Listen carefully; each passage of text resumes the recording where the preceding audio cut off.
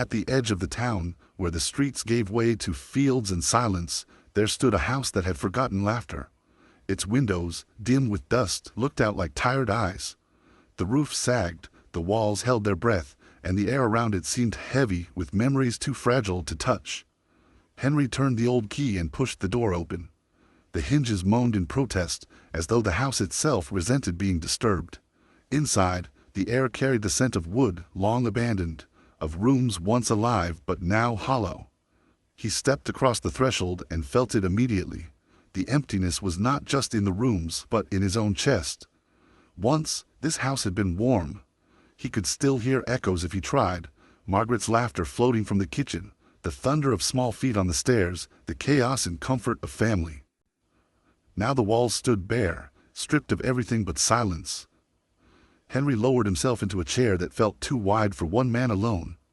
His hand traced the grooves carved into the table, remnants of children's eager hands marking their place in the world. The silence thickened until even his heartbeat seemed loud. That night, as the street lamps flickered on outside, he sat by the window and watched their glow fight against the dark. The realization was sharp and painful. He was no longer living here, only haunting. The house did not belong to him anymore. It belonged to the past. At dawn, unable to endure another day of walls whispering grief, Henry rose. He packed a small bag, his hands moving with quiet determination, and locked the door behind him. The sound was final, like the closing of a chapter. The road ahead stretched wide and unfamiliar, yet his feet carried him forward as though they had been waiting all along. With each step, grief loosened, just a little, replaced by something he hadn't felt in years, the trembling of possibility. He passed neighbors who turned to watch, puzzled by the sight of the old widower walking with a traveler's bag. Henry nodded, but offered no explanation. Beyond fences and fields, the air grew cleaner, the sky more open. For the first time in so long, he felt alive in the simple act of moving forward. On the third day, he found the boy. The child sat by the roadside, his clothes frayed, his face streaked with dust. He looked breakable, yet his eyes burned with a stubborn flame. "Are you lost?" Henry asked, his voice soft. The boy shook his head. "I'm going wherever the road goes." Something in that answer reached deep into Henry. He sat down beside the boy, drew bread from his bag, and held it out. The boy snatched it with both hands, eating as though he hadn't tasted food in days. "What's your name?" Henry asked. "Alex," the boy replied. And just like that, Henry was no longer walking alone. Their footsteps fell into rhythm, the silence between them filled with questions, stories, and the simple comfort of company. The road unfolded with faces of strangers, a farmer lowering his bucket into a cool well, a weary soldier pressing dried meat into their palms, an old woman slipping a coin into Alex's hand with a whispered blessing. Some turned away, suspicion clouding their eyes. Yet in each encounter, Henry felt the threads of humanity binding them all together. At night, they sat beside small fires, sharing the day's encounters like treasures. Henry realized then that he had left behind a house of silence, but found something larger. The world itself, alive and generous, stitched together by countless lives. One evening, beneath stars scattered like salt across the black sky, Alex asked, "Do you ever miss your home, Henry?" Henry studied the fire, the way the flames rose and fell like breathing. "Every day," he said at last. "But when memories are kept inside four walls, they grow heavy. Out here, beneath the open sky, they float lighter, almost bearable." The boy leaned against him, small and trusting. Henry wrapped an arm around those narrow shoulders. Margaret's face rose in his mind, her smile, her voice, her absence. The ache was still there, but now it felt different. Less like a wound and more like a story still alive, carried forward with each step he took beside this boy. Together they walked into a future neither could yet see, bound by the road, bound by hope. The days folded into one another, measured not by clocks but by the rhythm of footsteps and the rise of the sun. Henry and Alex walked through villages where laundry fluttered like flags of ordinary life, through fields where the wheat bowed in the wind like worshippers at prayer, and along rivers that sang to themselves in low, steady voices. Each place seemed to open a new page of the world, and with it, a lesson. A blacksmith with hands darkened by soot handed Alex a small horseshoe as a charm. "Carry this," he said. It'll remind you that even iron can be shaped with enough fire. A shepherd let them rest beneath an oak while his flock grazed nearby, speaking of patience as though it were the only wisdom worth carrying. Henry listened, storing these fragments of human kindness like coins in his pocket. Alex, too, seemed to be gathering them, his eyes shining with each encounter. The boy asked endless questions about stars, about rivers, about why people helped strangers. Henry answered as best he could, though often the truth was simply that he did not know. Yet he found that admitting uncertainty did not lessen him in Alex's eyes. If anything, it seemed to make him more trustworthy. One night, after a day of rain that left their clothes heavy and their shoes soaked, they found shelter in an abandoned barn. The roof leaked, but it was enough to keep the worst of the storm at bay. Alex huddled close to Henry, his small body trembling not only from the cold, but from memories he rarely spoke aloud. "Do you think," Alex whispered, "that people like us, just walking with nowhere to go, belong anywhere?" Henry pulled the boy close and draped his coat around him. He thought of the house he had left, of the way its silence had crushed him. "Home isn't always a place," he said slowly. "Sometimes it's the people who walk beside you." The boy grew still against him, as if those words had given him something to hold. They pressed onward. In the mountains, they met a group of travelers singing around a fire, their voices rough but joyful, echoing through the dark valleys. Alex joined in shyly, and Henry watched the boy's face glow in the firelight, saw the child who had been, and the young man he might one day become. In a bustling town by the sea, they worked briefly to earn food, Henry carrying crates, Alex running errands. The ocean stretched wide and endless before them, the sound of waves reminding Henry of life's vastness. Alex stood at the shore, letting the foam curl around his ankles. "It feels like the world is breathing," he said. Henry smiled at that, realizing the boy was learning to see the world not with fear, but with wonder. Yet not all days were kind. There were moments when hunger gnawed, when suspicion closed doors in their faces, when the road seemed too long. Once, a group of men mocked Henry for wandering at his age, calling him useless, and Alex's fists clenched in anger. Henry only laid a hand on the boy's shoulder. "Let words fall away," he murmured. "What matters is that we keep walking." Through it all, the bond between them deepened, woven tight by shared hunger, shared laughter, and the silent comfort of company. Alex's once empty eyes now carried sparks, and Henry found that his own heart, so long dulled by grief, was slowly warming. One evening, as the sun melted into a sky streaked with gold and crimson, Henry watched Alex skip stones across a pond. The boy's laughter rang out, light and clear, and Henry felt something shift inside him. The world was no longer a place he endured, it was a place he was part of again. For the first time in years, Henry allowed himself to believe not only in survival, but in joy. Winter crept upon them quietly, first with the bite of cold mornings, then with days when the sun itself seemed weary of rising. The trees shed their final leaves, leaving dark branches clawing against a gray sky. Henry and Alex wrapped themselves tighter in their thin coats, learning to walk, not just against distance, but against the season itself. They found warmth where they could, sometimes in barns offered by kind farmers, sometimes in taverns where strangers shared soup thick with potatoes, and sometimes only in the closeness of their own fire, huddled together beneath stars that seemed further away now. One night, after walking all day through snow that swallowed their footprints as quickly as they made them, they stumbled into a small chapel at the edge of a frozen village.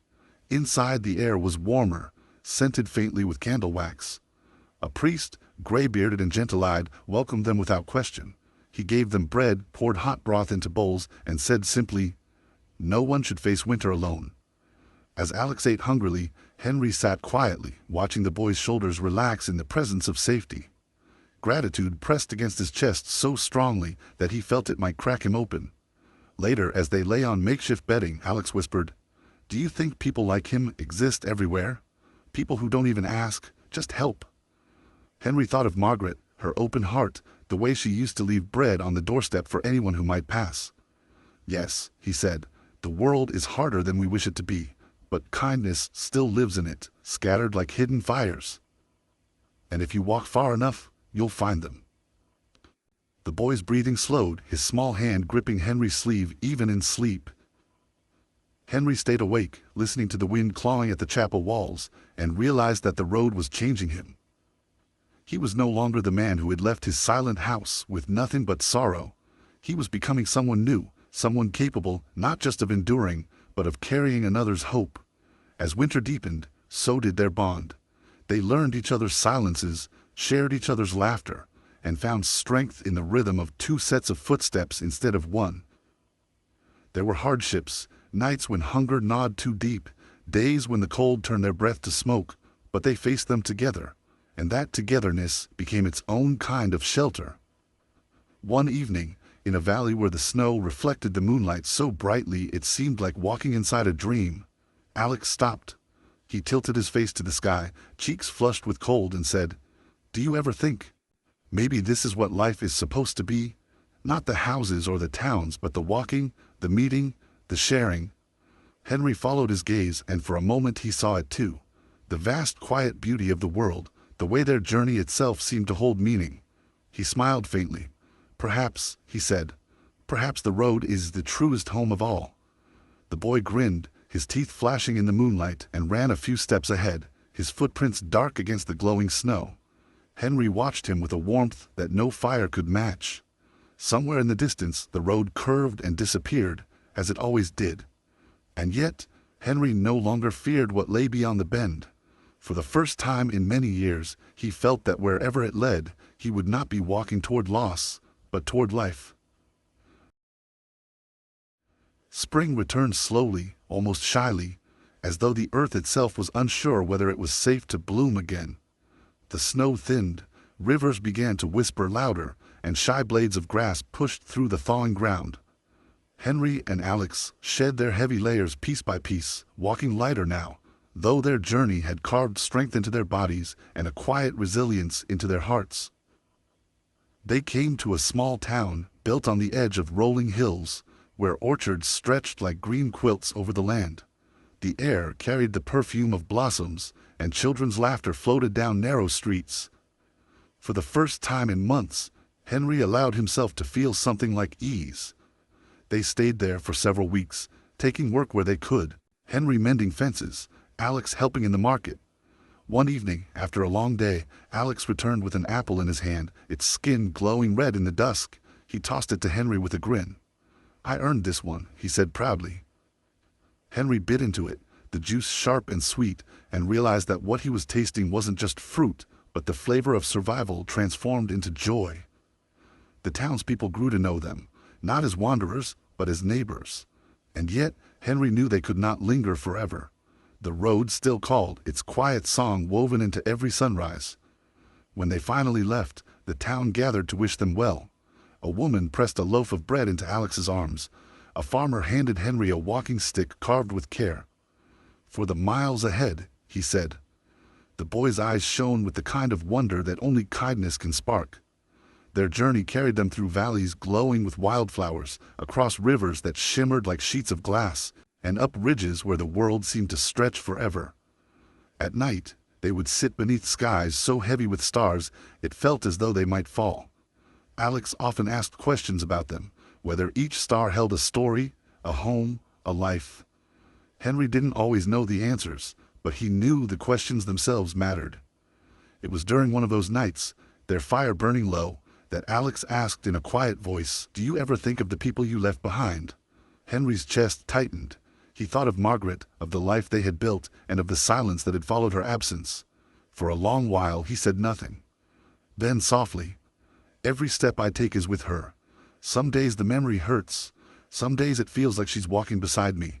Maybe both are true." Alex nodded, his young face wise beyond its years. Maybe that's what it means to carry someone, not just in memory but in the way you keep living. Henry looked at the boy, seeing not just the child who had once been lost and frightened, but someone growing, someone becoming. A warmth filled him, mingled with sorrow and hope alike. Their path was not without trial. Storms broke suddenly, fierce and wild, forcing them to take shelter in caves or beneath rocky overhangs. Hunger returned in stretches when work was scarce, yet the hardships no longer felt like defeats. They were simply part of the journey's fabric, threads that made the brighter moments shine all the more. One morning, as they climbed a hill overlooking a valley drenched in gold by the rising sun, Alex broke into laughter so full it startled Henry. The boy spread his arms wide, as though embracing the world itself. "We made it," he shouted, though to what, neither of them could say. Henry watched him, his heart swelling with a truth he could no longer deny. This journey had given him back not just purpose, but family. And for the first time, he believed that wherever the road next led next, it would not lead them apart. The road, which had once felt endless, began to soften into something different. Not just a passage from place to place, but a thread weaving them into the lives of others, binding them to the world in ways Henry had never thought possible. One afternoon, as they followed a dirt path through rolling meadows, they came upon a farmhouse, surrounded by fields of wheat that shimmered like gold under the sun. An elderly couple stood by the gate, their faces weathered but kind. They invited Henry and Alex to rest, and what began as a single night of shelter turned into weeks of quiet belonging. Henry worked the fields beside the old man, his hands finding strength in honest labor. Alex helped the woman in her garden, laughing as she taught him the names of herbs and flowers. For the first time since Margaret's passing, Henry felt something stir in him that was not just survival, but peace. Yet the road still lived in his bones. One evening, as he and Alex sat beneath the farmhouse porch, watching the fields sway like an ocean, Henry asked softly, "Do you think we're meant to keep moving? Or is it time to stay?" Alex leaned against him, his voice calm. "Maybe the road isn't just out there anymore. Maybe it's in us. Maybe wherever we choose, the journey continues." The words settled in Henry's heart like truth. They had walked miles that had tested their bodies and souls, and in doing so had discovered that home was not always a place. It was the bond between them, the love that grew step by step. Seasons turned again. Summer painted the world in warmth, autumn brushed it with fire, and winter returned, gentler this time, as though acknowledging the endurance they had proven. Henry and Alex remained at the farmhouse, working, laughing, living. But sometimes they still set out for short journeys, returning with stories, with laughter, with the certainty that the road was never behind them, but always beside them. Years passed quietly, like water flowing steady and sure. Alex grew taller, his voice deepened, his laughter carrying further. He became strong, capable, yet never lost the spark of wonder that had once made him ask if stars held stories. Henry, though his hair silvered, found that age no longer felt like loss. It felt like a gift, the chance to watch Alex grow, to see life unfolding with all its promise. One spring morning, as blossoms drifted from the orchard trees, Alex placed a hand on Henry's shoulder. "You gave me a life," he said simply. "Not just a road, not just survival. A life." Henry's throat tightened, his eyes wet with tears he did not try to hide. "And you gave me back mine," he whispered. In that moment, Henry understood. Grief had once hollowed him, but love had filled him again. Margaret's memory was no longer a weight but a light, guiding him toward the family he had never expected to find. The road had not ended, it had only led him here, to Alex, to peace, to a life not defined by what was lost, but by what was found. And as the sun broke over the horizon, casting the fields in gold, Henry smiled with a heart that was whole at last.